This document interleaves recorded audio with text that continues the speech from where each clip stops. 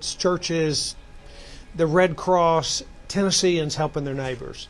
It's what Tennesseans do when Tennesseans face trouble, and we saw that happen yesterday. So there has been a great deal of storm activity and damage, and yet there is more to come. I'll speak a little bit about what we saw yesterday. I visited Selmer, and we drove from Nashville to McNairy County. So we saw extensive flooding. We saw horrific damage in Selmer, as most folks have seen pictures of that. But there's loss of life, loss of livelihoods, terrific heartache when you look across that community. But again, it's also been very hopeful to see the way not only our professionals have stepped in, local law enforcement, emergency management crews, National Guard, Highway Patrol, TDOT, neighbors. We've seen it all come together yesterday. Now we are concerned about what's to come. This morning I took a ride with some of the TDOT help trucks that are out there. They've had 300 help incidents in the last 24 hours to assist people that are stranded on the road or in floodwaters. There have been 5,500 man-hours put in by TDOT crews over the last 24 hours. So there's a real response and a real readiness out there as well. We declared, because we knew this storm was coming, we requested an emergency declaration from the federal government. And I want to thank President Trump because he swiftly responded to our request, and we got that emergency declaration, which allows the beginnings of relief to come from federal government to our state. So we're grateful for that. But we remain in a weather alert. There is a pause right now, as everyone's aware, but we know that the threats are very real for the afternoon, throughout tomorrow, into Sunday. We do not know. It's just like any kind of weather event. We do not know exactly what that's going to look like, but we know the threats are real, and so we want people to continue to be prepared for that. I want to turn it over to Director Sheehan, who will also let the other folks speak for just a minute or two, and then we'll open it up for questions. Director? Thank you, Governor. So what's happened so far? Last night's activity, thankfully the weather calmed down a little bit around midnight. For most of the state, though some areas continue to have heavy rainfall overnight. Over the last 2 days, widespread rainfall of 4 to 6 inches occurred across much of west and middle Tennessee, with some areas receiving up to 8 inches. What's forecast to happen, the governor talked about, we're going to have a little bit of a lull today, though in West Tennessee there's still some risk of severe storms spotty along areas that have already received a lot of rainfall. So don't get lulled into a sense of that you can put your guard down or not worry about heavy rainfall happening, because we do know that we're going to continue to get heavy rainfall. And we're going to experience river and aerial flooding. Saturday is forecast to have another series of high-impact weather events.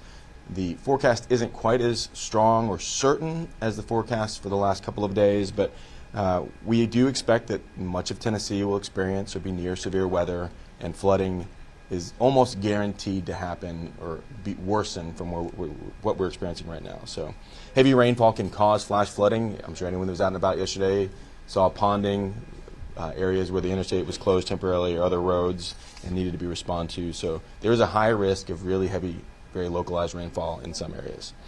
Damaging winds are the main concern as far as the storms go on Saturday. And with wet ground, too, people should just pay attention to trees. So storms are expected to persist throughout the day on Saturday into early morning Sunday before the system finishes moving across the state. So the strongest storms, again, are forecast to be Saturday afternoon into evening and for west and middle Tennessee. The forecast continues to be uncertain and highly dependent on where the frontal boundaries end up setting up, and we'll continue to update you as we learn more about that. The Tennessee Emergency Management Agency continues to work with local officials to respond to requests. We have many different types of response teams that are out there right now working and standing up, and of course we continue to work with the National Guard, who has put a lot of manpower out there, and the Tennessee Highway Patrol, who's in these communities every day. Life safety missions continue to be a top priority, and we continue to posture in case we need to do more rescue operations. So we ask well-intended people not to self-deploy into an area. There are lots of opportunities to help. There will be lots of opportunities to help. We ask that you please work with a nonprofit organization, the Tennessee Voluntary Organizations Active in Disaster, or work with a community-based organization. For survivors, for those that have been impacted by storms, after a severe weather event, make sure that you're safe first, and then document everything you can. Take pictures, write notes about what you've lost and how you've lost it, and report damage to your insurance adjuster, hopefully you have insurance, and to your local emergency management agency. The National Weather Service offices are also interested in damages, so they can go and do their surveys. We opened the crisis cleanup hotline, so survivors can also access help cleaning their homes after the severe weather, and they can access that by calling 615-488-1875. Donations and volunteer opportunities, again, there'll be lots of opportunities to help.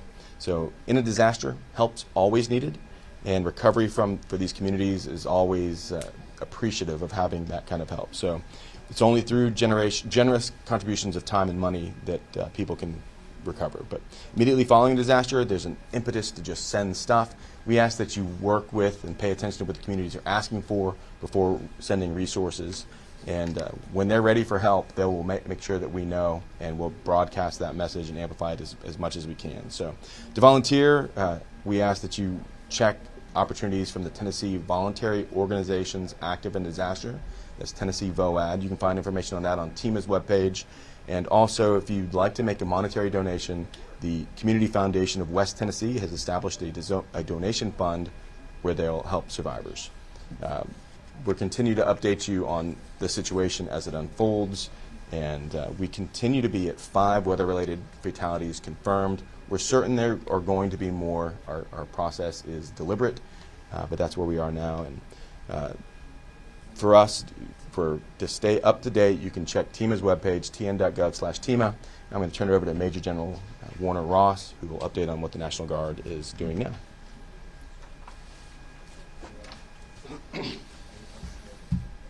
Thank you, Patrick. So on behalf of the Tennessee National Guard, first, our hearts go out to all those impacted down in West Tennessee and across the state. Our soldiers and airmen are in every zip code across the state, so when these events happen, just like they did last fall with Helene, and unfortunately how they have in the past month and definitely this week, we have people. These are our soldiers and airmen as well, but they're also our families and our friends, the churches, the communities that we live in.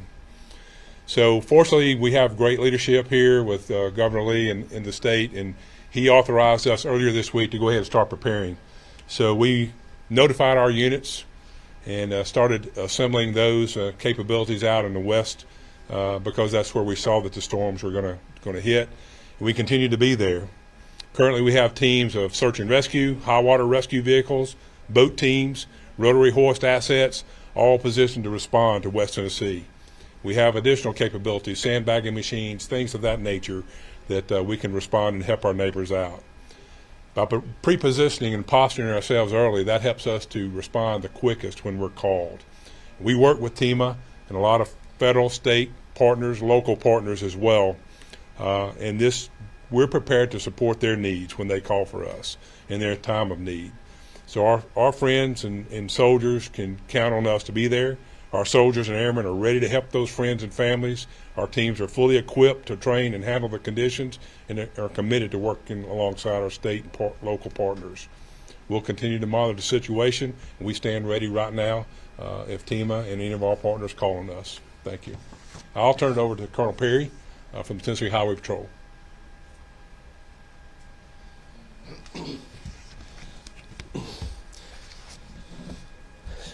Good morning. So I want to echo General Ross's statements. You know, the men and women of the Tennessee Highway Patrol are, certainly are feeling the pain. We are from these communities that get affected, so it's very personal to us. We had troopers, thanks to TEMA and in advance warning of this storm coming through and the likelihood that it was going to strike. We had troopers across the state, certainly, but in West Tennessee, ready to respond, and we sent all available resources. Troopers responded to nearly 400 calls for service. Our dispatch centers in that area received, over 1,000 phone calls about people in crisis and need, and we responded immediately. It's worth noting that troopers don't wait for the storm to hit. They don't wait for the sirens to stop. They're, the tornado sirens. They're responding. They're working as we're following the weather reports and where impacts are happening, whether it's in Dyer County or Obion, and we are moving assets, resources to those areas. So we were able to respond immediately. But the efforts that I saw from yesterday, the destruction was terrible, but probably could have been so much worse. The advance notification, the preparation by everybody involved was tremendous. Troopers will not leave West Tennessee in these affected areas. Same with Hurricane Helene in East Tennessee. We still have units that are just there to help the communities put back together, get moving in the right direction. I'll say this: troopers are going to be holding roadblocks, not allowing people into affected areas. Be mindful as rivers and lakes continue to flood. Areas are going to get worse. The best thing I can remind everybody to do is, if you don't have a reason to be out and driving, and certainly in the affected areas, don't. You can see pictures and things like that, online on TV. I'll say it again. While the tornado sirens were going off, the troopers rolled in, ready to protect the people of West Tennessee. We're not going to leave our communities until the job is done. Thank you. Thank you, Colonel Perry, and thank you, each one of you. I think what you see here is a clear statement that folks are here to help, and we are here to prepare, and we are here to make sure that when there is an incident, then there's a quick response. Before I answer questions, I will say one of the most important things I heard here today was that yesterday, while there was great devastation and certainly there was loss of life, the advance warning and the heeding of that warning, the response from the folks in those communities to take cover, to find shelter, to listen to look for and listen to the professionals, saved a lot of lives, we believe. So let's make sure we do that over the next 48 hours. Happy to take questions. Anybody got any? I have one. This being 3 out of 4 day event, how are we ensuring that the crews are going to be fresh to make sure that they get the best possible efforts to help people out in this day? I'll speak to briefly or sort of broadly to that, and either any of you that want to respond. I was with TDOT crews this morning, and I met with the crews that were coming onto shift and going off of shift. And I actually asked them the question about when we're in, and I rode on a truck for an hour to a response truck and a help truck, just to talk to those that are out there and see what it's like. We talked about rotating shifts and how it is that you remain fresh, and how it is that we make sure that we cycle in personnel so that no one has to work extensive hours. And while there are 5,500 man hours been put in, there's a clear understanding of how those man hours should be rotated to make sure people are fresh. Anybody want to add to other crews in that response? Well, I think some of it is people are going to be tired. This is it's a 96 or greater hour event, and so the leaders in state government, what we do is we make sure that people are getting downtime and time to rest. We have shifts that are there. So we have structures in place to be able to sustain the campaign of responding to and coordinating and supporting communities in these disasters. But people are going to be tired. It's hard work. There's a lot to pay attention to, and that's just part of it. But we put standards in place to make sure that our people are safe and protected and can get the rest that they need to be able to perform well when called on. More questions?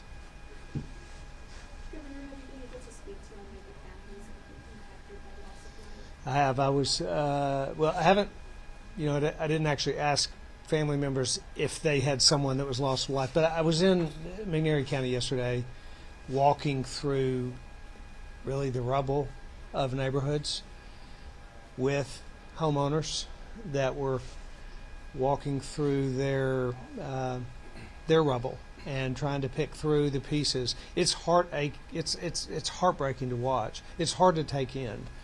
I did talk to those folks that we ran into there, and asked them were they home, who was home in their family. Talked to one lady who was home with her children in this lower floor of the apartment. That there was loss of life in that apartment. Talked to a man there whose wife, sort of lived through this event. She was hurt, hospitalized, had surgery. He was not home at the time, but hearing the stories of people and their survival, it's amazing. The most amazing part about that was the number of people that I talked to that knew the storm was coming and left their homes to go to the shelter. There were hundreds of people in the courthouse the night of these storms, and it's no doubt that many of those lives were saved because they responded to the warnings. Any other question? All right, thank you all for the briefing, for being at the briefing.